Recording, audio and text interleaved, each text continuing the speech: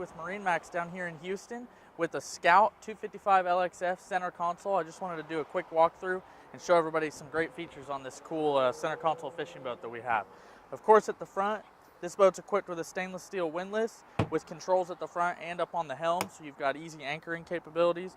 A unique feature for this boat is this flip-down table that has cup holders built into it and some extra storage here.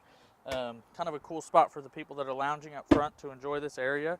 You've got nice luxurious backrests and storage under every compartment here. These are all insulated compartments that drain overboard, so you can use them as coolers or fish boxes.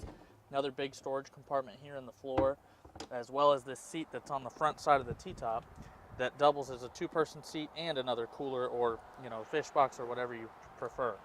As we move down the side of the boat, it's got a very spacious head compartment with a vacuum flush head, and of course you have radio controls and other switches and things and your battery charger in there. A really big space that could be well used for going to the restroom or just taking a quick break. Up here at the helm, you'll see we've got our Yamaha controls that are controlling our twin 150 horsepower Yamahas. We do have a smaller Garmin screen already equipped on this boat. We could add you another screen or a VHF radio.